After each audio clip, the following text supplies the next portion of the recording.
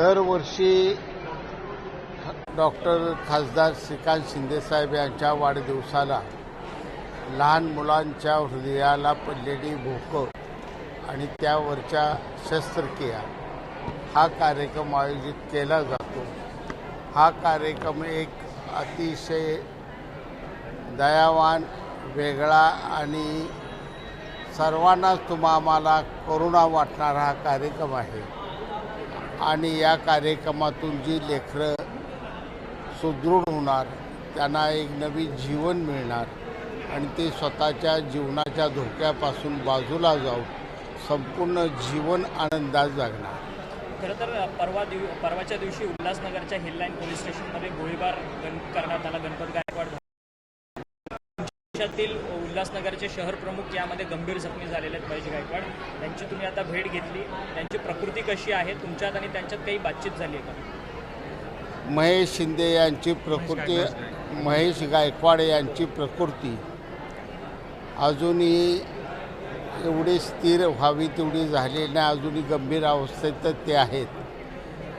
दुसरे पाटील आहेत ते स्थिर झालेले आहेत आणि महेश गायकवाडांच्यावर अचानकपणे झालेला हा गोळीबार हा निश्चितपणानं खेदजनक आहे आणि सर्वांनाच हा दुःखदायक प्रकार आहे। परंतु तुम्ही आता भेटलात, तुमची आणि काही महेश गायकवाडांची बातचीत झाली का? संभाषण झालं?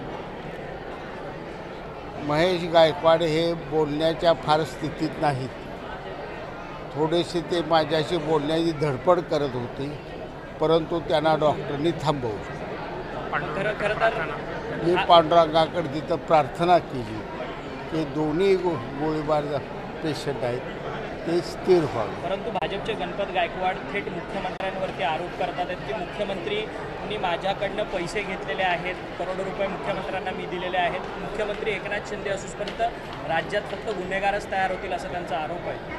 ही व्यक्तिगत इस्टेटवरून झालेली भांडणं आहेत आणि अशा भांडणात जिथं जिथं डेव्हलपिंग सिटी आहे त्या ठिकाणी असे प्रश्न निर्माण झालेले आहेत आणि अशा व्यक्तिगत स्वतःच्या जायदादीसाठी केलेल्या भांडणात मुख्यमंत्री साहेब असो किंवा फडणवीस साहेब असो कुणावरही आरोप ठेवणं हे गैर आहे। स्वतःच्या स्वार्थाचं खापर दुसऱ्यावर फोडू नये एवढी माझी त्यांना विनंती आहे। परंतु भाजप आणि शिवसेनेचं हे युद्धच जणू लागलंय का? कारण की ज्या पद्धतीने एवढ्या कारणावरून भाजप आणि शिवसेने युद्ध लागणार नाही हा त्यांचा व्यक्तिगत प्रश्न आहे आणि त्यामुळे या दोन्ही पक्षाचं पक्षीय धोरणाचं कुठलंही भांडण होऊ शकत नाही। संजय राऊत एकीकडे म्हणतात की जर करोडो रुपयांची उलाढाल जी आहे ती गणपत गायकवाड आणि मुख्यमंत्र्यांकडे झाली असेल तर मनी लॉन्ड्रिंगची चौकशी ईडीने मुख्यमंत्र्यांच्या विरोधात करावी। संजय राऊत हे नेहमीच मुख्यमंत्री एकनाथ शिंदे साहेबांनी शपथविधी घेतल्यापासून सातत्यानं त्यांच्यावर आरोप करण्याचं सकाळी 9 वाजता काम करीत असतात। हा आरोप दादांत खोटा आहे आणि शिंदेसाहेबांचं मुख्यमंत्रीपद हे संजय राऊतांना रुचलेलं नाही, हे त्यांचं दुर्दैव आहे। परंतु संजय राऊत एकीकडे दुसरीकडे हेही म्हणतात की अनेक राज्यातील गुन्हेगारांना खतपाणी घालण्याचा करतात आणि हा आरोप निश्चितपणे खोटा आहे आणि हा राजकीय सुडापोटी जळक्यापणाने केलेला आरोप आहे, त्याला काय अर्थ नाही। पण या प्रकरणामुळे सरकारची प्रतिमा मलिन झाली असं वाटतं आपल्या विरोधकांना आयतं हातामध्ये पोलीस हा व्यक्तिगत भांडणाचा प्रकार असल्यामुळं याला पक्षीय रंग देण्याचा कुणी प्रयत्न केलेला नाही, कुणी करूही नाही।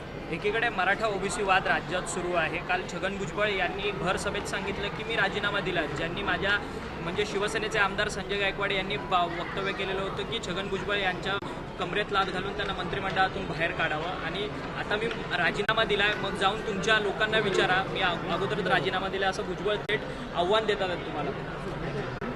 मुख्यमंत्री एकनाथजी शिंदेसाहेब आणि उपमुख्यमंत्री देवेंद्र फडणवीस अजितदादा यांनी आश्वासित केलेलं आहे की ओबीसीच्या आरक्षणाला कोणताही धक्का न लावता मराठा समाजाला आरक्षण दिलं जाईल। त्यामुळं हा फडणवीस साहेब आणि या वरिष्ठ नेत्यात चर्चा होऊन हा लवकरच विषय संपुष्टात येईल अशी मला खात्री आहे. एबीपी माझा, उघडा डोळे बघा नीट.